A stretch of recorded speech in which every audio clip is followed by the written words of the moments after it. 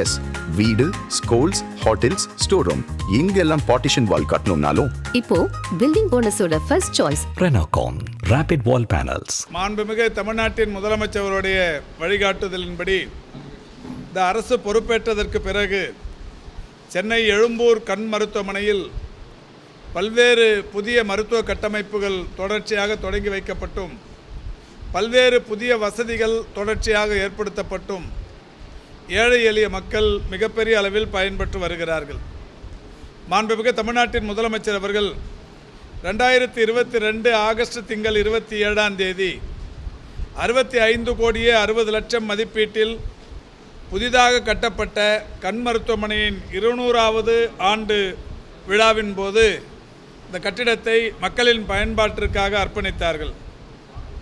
அதோடு மட்டுமல்லாது 2023-24 ஆண்டு நிதிநிலை அறிக்கையில் ரூபாய் 8 கோடி செலவில் சென்னை எழும்பூர் மண்டல கண் மருத்துவமனை நிலையத்திற்கு கருவிழி மாற்று அறுவை சிகிச்சை மையம், கண் விழித்திரை சிகிச்சை மற்றும் கண் நீரழுத்த நோய் போன்ற சிகிச்சை பிரிவுகளுக்கான அதிநவீன கண் மருத்துவ உபகரணங்கள் வழங்கப்படும் என்று அறிவிக்கப்பட்டது. அந்த வகையில் மாண்புமிகு முதல்வர் அவர்களுடைய வழிகாட்டுதலோடு 8 கோடி ரூபாய் செலவிலான இந்த மருத்துவ உபகரணங்கள் வழங்கப்பட்டிருக்கிறது. இப்படி பல்வேறு மருத்துவ உபகரணங்கள் தொடர்ச்சியாக வழங்கப்பட்டு குறிப்பாக கோஹ்டன் மல்டி பாரா மானிட்டர், பிளவு விளக்கு இமேஜிங் சிஸ்டம், மயக்க மருந்து பணி நிலையம் மற்றும் அல்ட்ராசோனிக் கிளீனர் போன்ற பல்வேறு உபகரணங்கள் கொள்முதல் செய்யப்பட்டு பயன்பாட்டில் இருந்து வருகிறது. அந்த வகையில் இந்த அரசு பொறுப்பேற்றதற்கு பிறகு இந்த கண் மருத்துவமனையில் 74 கோடியே 28 லட்சம் ரூபாய் மதிப்பீட்டிலான பல்வேறு புதிய வசதிகள் தொடர்ச்சியாக செய்யப்பட்டிருக்கிறது. இப்படி செய்து கொண்டிருக்கின்ற காரணத்தினால் இந்தியாவிலேயே கண் மருத்துவ சிகிச்சையிலும் விழி குறைபாடு என்கின்ற அளவிலான அந்த விகிதத்திலும் தமிழ்நாடு இந்தியாவில் முதல் மாநிலமாக இருந்து வருகிறது. தமிழ்நாட்டில் தற்போது பார்வை இழப்பு தடுப்பு விகிதம் 0.33% இருக்கிறது. அதுவே ஒன்றிய அரசின் தேசிய அளவிலான குறியீடு என்பது 0.36% ஆகும். தேசிய அளவிலான குறியீட்டை காட்டிலும் குறைந்த அளவில் 0.33 என்கின்ற சதவிகிதம் பார்வை இழப்பு தடுப்பு விகிதமாக இன்றைக்கு தமிழ்நாட்டில் இருந்து வருகிறது. தமிழ்நாட்டை பொறுத்தவரை கண்புரை 82%, விழித்திரை பாதிப்பு 5.6%, சர்க்கரை நோய் விழித்திரை பாதிப்பு 1%, கண்ணீர் அழுத்த நோய் 1.3%, மற்றவை 10.1%. ஆனாலும் 14.3% குறைபாடுகள் கண்டறியப்பட்டு அவர்களுக்கு கண் கண்ணாடிகள் மூலம் சரி செய்ய வாய்ப்புள்ளதாக இன்றைக்கு கணக்கிடப்பட்டு இருக்கிறது. தமிழ்நாட்டை பொறுத்தவரை 95 அரசு கண் மருத்துவமனைகளும் 38 அரசு காணொளி கண் பரிசோதனை மையங்களும் 13 அரசு நடமாடும் கண் பரிசோதனை பிரிவுகளும் இயங்கி வருகிறது.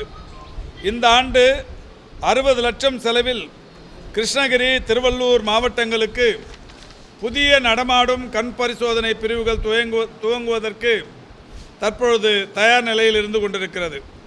அதேபோல் கிண்டியில் அமையப்பட்டிருக்கிற தேசிய முதியோர் நல மருத்துவ மையம் கிண்டி, கூடலூர், வாலாஜா, காரைக்குடி போன்ற மேலப்பாளையம் போன்ற மருத்துவமனைகளில் கண் சிறப்பு அறுவை அரங்கத்துடன் கண் பிரிவு அடுத்த மாதம் பயன்பாட்டிற்கு வருவதற்குரிய நடவடிக்கைகள் எடுக்கப்பட்டிருக்கிறது.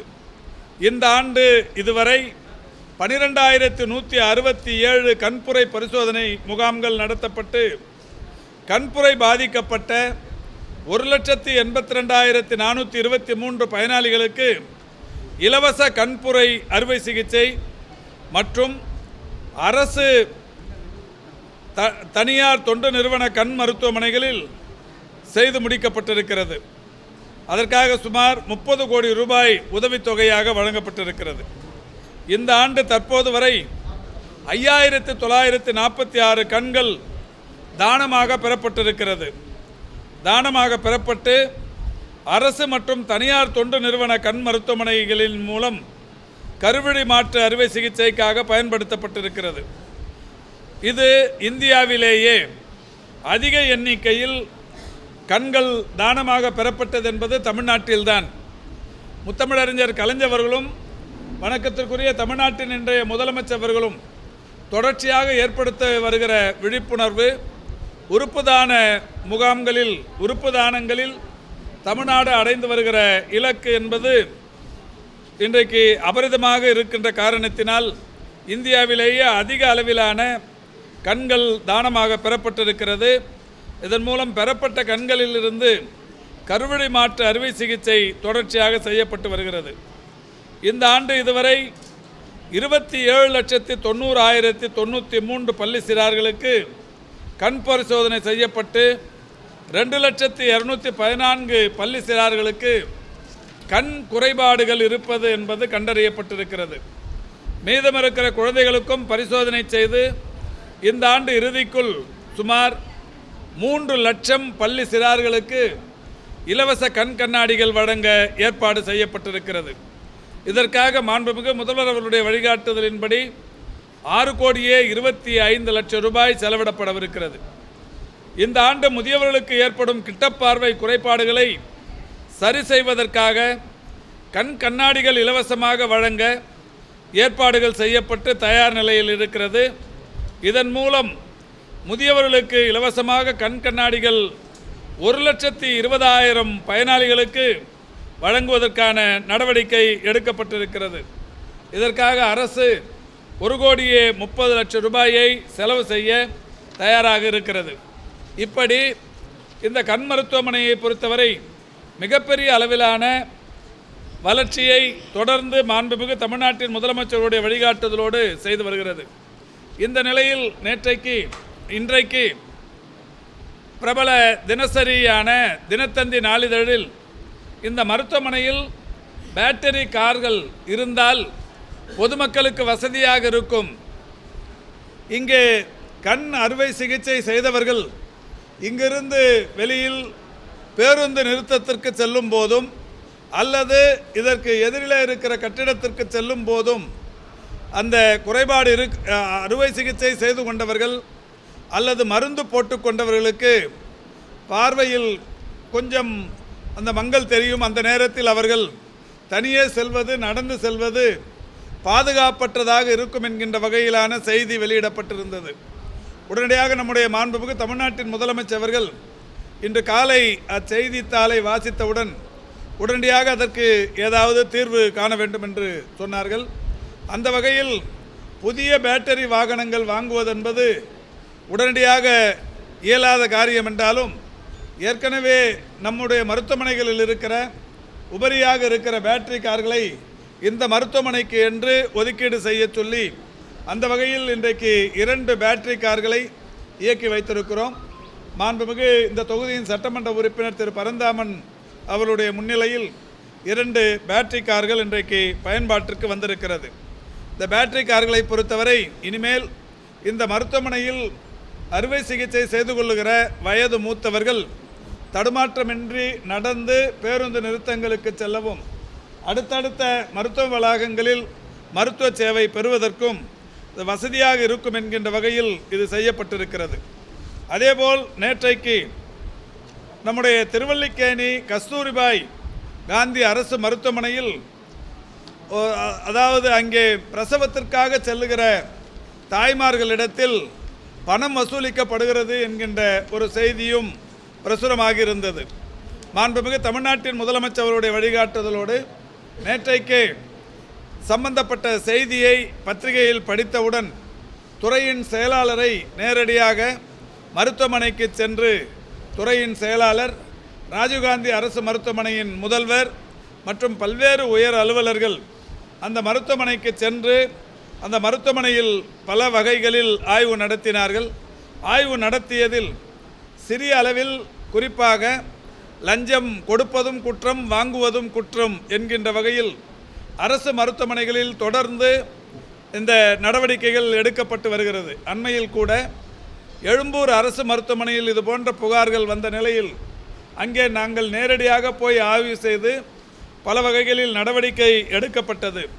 அந்த வகையில் நேற்றைக்கு செயலாளர் அவர்கள் இந்த கஸ்தூரிபாய் காந்தி அரசு மருத்துவமனை கோஷா ஆஸ்பத்திரி என்று சொல்லப்படுகிற அந்த மருத்துவமனையில் இது போன்ற நடவடிக்கைகளில் ஈடுபடுகிற ஒப்பந்த பணியாளர்கள் 9 பேர் இன்றைக்கு பணி நீக்கம் செய்யப்பட்டிருக்கிறார்கள். 4 மருத்துவ பணியாளர்கள் பணி இடை நீக்கம் செய்யப்பட்டிருக்கிறார்கள். 9 ஒப்பந்த பணியாளர்கள் பணி நீக்கமும் 4 மருத்துவ பணியாளர்கள் பணியிடை நீக்கமும் செய்யப்பட்டிருக்கிறார்கள். 4 செவிலியர்களிடத்தில் விளக்கம் கேட்டு நோட்டீஸ் தரப்பட்டிருக்கிறது.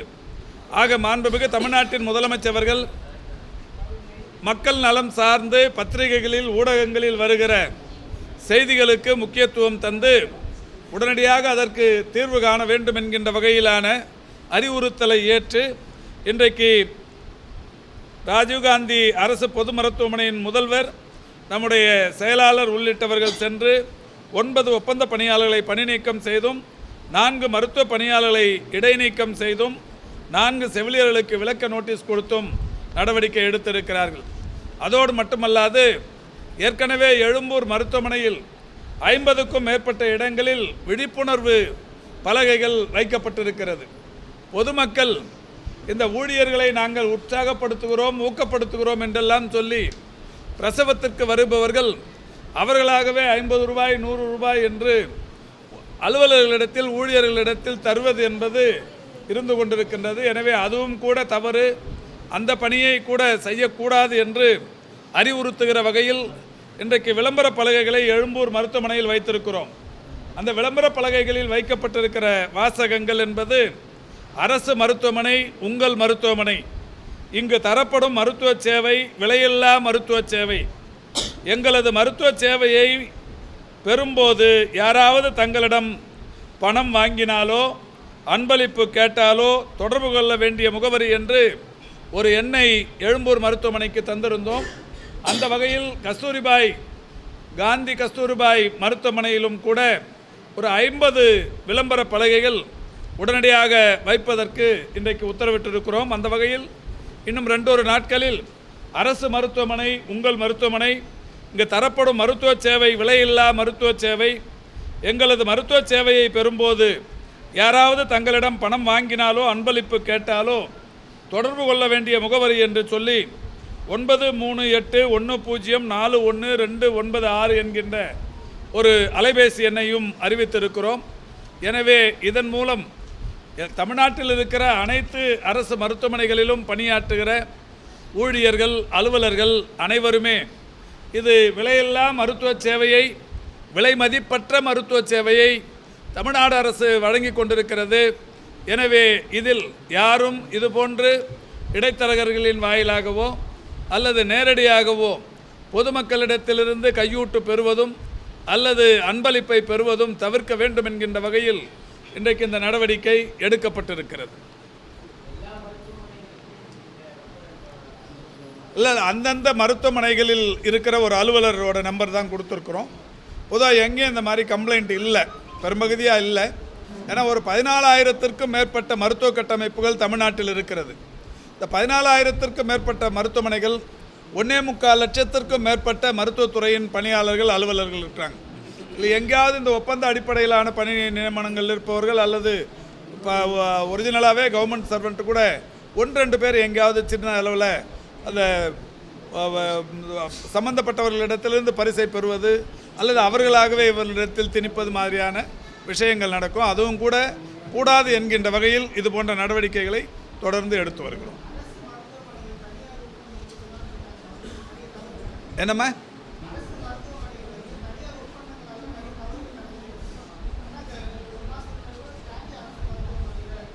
இல்லை, அப்படி சொல்ல முடியாது.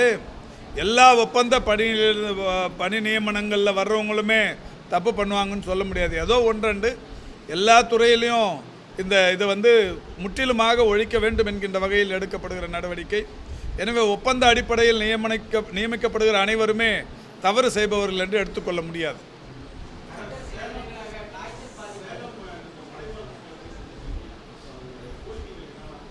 இல்லை, பொதுவாக நான் இப்போ எங்கே போனாலுமே அந்த அக்கம் பக்கத்தில் இருக்கிற மருத்துவமனைகளை சர்ப்ரைஸ் விசிட் போகிறதுங்கிறது வழக்கம். முந்தா நாள் ஈவினிங் போயிருந்தேன். இப்போ சேலத்தை பொறுத்த வரைக்கும் சேலம் மாநகர பகுதிகளில் ஒரு 32 ஹெல்த் அண்ட் வெல்னஸ் சென்டர்ஸ் இருக்குது. அதாவது நகர்ப்புற நலவாழ்வு மையங்கள் மாண்புமிகு முதல்வர் அவர்களால் திறந்து வைக்கப்பட்டது. அதனுடைய செயல்பாடு காலையில் 8 மணிலேருந்து 12 மணி வரைக்கும், சாயந்தரம் 4லேருந்து 8 வரைக்கும். நான் போய் அங்கே இறங்கின உடனே ஒரு 2 மருத்துவமனைகள், அதில் வந்து நம்ம பணி நியமனங்களை பொறுத்த வரைக்கும் ஒரு மருத்துவர், ஒரு செவிலியர், ஒரு சுகாதார ஆய்வாளர், ஒரு உதவியாளர், இந்த 4 பேரும் வேலையில் இருக்கிறாங்களா, எவ்வளோ பேர் வந்து ஓபி வர்றாங்க, காலையில் எவ்வளோ பேர் வந்தாங்க, சாயந்தரம் எவ்வளோ பேர் வந்தாங்க, எசென்ஷியல் ட்ரக்ஸ் வந்து ஒரு 108 வகையான மருந்துகள் இதெல்லாம் இருப்பு இருக்கா, அதெல்லாம் போய் ஆய்வு பண்ணுவேன். அந்த வகையில் சேலத்தில் ஒரு 2 மருத்துவமனை பண்ணேன். அதே மாதிரி மாண்புமிகு முதல்வர் அவருடைய வழிகாட்டுதலோடு இந்த அரசு பொறுப்பேற்றதற்கு பிறகு ஆரம்ப சுகாதார நிலையங்களில் மாலை நேரங்களில் பன்னோக்கு மருத்துவர்கள், அதாவது சிறப்பு மருத்துவர்கள், இவங்க வந்து ஒவ்வொரு நாளும் திங்கட்கிழமை ஒரு மருத்துவர், எலும்பியல் மருத்துவர், செவ்வாய்க்கிழமை மகப்பேறியல் மருத்துவர், அது மாதிரி வேலை நாட்கள் முழுக்க ஈவினிங்கில் வந்து ஒரு சிறப்பு மருத்துவரை பணியில் அமர்த்தி அந்த திட்டத்தை 2 வருஷத்துக்கு முன்னாடி தொடங்கணும். அந்த பாலி கிளினிக்குன்னு பேர் அதுக்கு. அந்த வகையில் சேலத்தில் வந்து 5 கிளினிக் திறந்துருக்குறோம். அதில் 2ல் போய் ஆய்வு பண்ணோம், சர்ப்ரைஸ் விசிட் போனோம். இந்த 4மே மிக சிறப்பாக எந்த விதமான குறையும் இல்லாமல் இருந்தது. அடுத்த நாள் காலையில் 4 மணிக்கு எழுந்து இந்த மலை கிராமங்கள், பொதுவாக ஏற்காடை சுற்றி நிறைய மலை கிராமங்கள், ஏற்காடு மலை மேலே இருக்குது, சுற்றிலும் நூற்றுக்கணக்கான மலை கிராமங்கள் இருக்குது. ஒவ்வொரு மலை கிராமத்துலேயும் 30 வீடு 40 வீடுலாம் இருக்கும். இந்த பெரும்பகுதியான கிராமங்கள் வந்து பாறையிலையும் கல்லுலையும் ஏறி தான் போகணும். அந்த மாதிரி கிராமங்கள் தமிழ்நாடு முழுக்க ஒரு 2200 இடத்துல இருக்குது. இல்லை போக்குவரத்து வசதியே இல்லாத கிராமங்கள் ஒரு 1000க்கு மேலே 1500க்கு மேலே இருக்கும். இந்த அரசு பொறுப்பேற்றதற்கு பிறகு மாண்புமிகு முதல்வர் அவர்கள் கடைகோடி மனிதனுக்கும் மருத்துவ சேவை என்பதை உறுதி செய்ய வேண்டும் என்கின்ற வகையில் ஒரே ஒரு வீடு ஒரே ஒரு மலையில் இருந்தாலும் அவங்களுக்கு போய் சரியான பாதுகாப்பு அவங்க மருத்துவ பாதுகாப்பு தரணுங்கிறதுல உறுதியாக இருக்காங்க. அந்த வகையில் நாங்கள் நடந்தே சென்று அந்த வீட்டுக்கு போய் ஆய்வு பண்ணுறோம். அந்த வகையில் நேற்றுக்கு மட்டுமே ஒரு 23 கிலோமீட்டர் நடந்து போய் குறும்பட்டிங்கிற ஒரு மலை கிராமத்தில் ஆரம்பித்தோம். குறும்பட்டி கருங்காலி வழியாக குடவம்பட்டிக்கு போய் அங்கிருந்து சொனப்பாடிங்கிற கிராமத்துக்கு போனோம். இந்த மாதிரி ஒரு 4 ஷெட்யூல் ட்ரைப் பீப்புள், அதாவது பழங்குடியினர் வசிக்கிற இந்த கிராமங்களுக்கு போய் அங்கே வழங்கப்படுகிற மருத்துவத்தை பார்த்தோம். கடைசியாக அந்த சொனப்பாடி போனப்போ ரொம்ப பெரிய அளவிலான மகிழ்ச்சி என்னென்னா, இதே சொனப்பாடி கிராமத்துக்கு நான் 2 வருஷத்துக்கு முன்னாடி போயிருக்கிறேன். அப்போ அந்த மக்கள் சாலை வசதி வேணும்னு கேட்டாங்க. உடனடியாக வனத்துறை அனுமதியை பெற்று மாவட்ட ஆட்சித்தலைவர் மூலம் அந்த வசதியை பண்ணி கொடுக்க சொன்னோம். இப்போ நேற்று போனப்போ அந்த மக்கள் வந்து மகிழ்ச்சியாக நன்றி சொல்லி சாலை வசதியும் வந்துருச்சு, சாலை வந்ததால் ஒரு பேருந்து வசதியும் வந்துருச்சுன்னு சொல்லி மகிழ்ச்சி தெரிவித்தாங்க. அந்த ஊரை பொறுத்த வரைக்கும் எவ்வளோ பேர் வந்து இப்போ இந்த மக்களை தேடி மருந்து பெட்டகம் வாங்குறாங்கன்னு கேட்டோம். அதில் வந்து மருந்து பெட்டகம் வாங்குறவங்க மட்டும் 42 பேர், அதில் 39 பேர் ஹைப்பர் டென்ஷன், உயர் ரத்த அழுத்த நோய் உள்ளவர்கள், 3 பேர் மட்டுமே சர்க்கரை நோயாளிகள். அந்த ஊரில் இருக்கிற பாப்புலேஷன் 537 பேர். 537 பேரில் 3 பேருக்கு தான் சர்க்கரை நோய் இருந்தது. மகிழ்ச்சியாக இருந்தது. அதுக்கு என்ன காரணம்னா, இந்த பழங்குடியின மக்கள் தினந்தோறும் உடல் உழைப்பை அதிகம் நல்கி கொண்டிருக்கிறார்கள் என்பது உறுதியான ஒன்று. அந்த வகையில் மலை கிராமங்களுக்கு செல்லும்போது ஒரு மகிழ்ச்சி, நோய்த்தன்மை குறைவாக இருக்கிறது.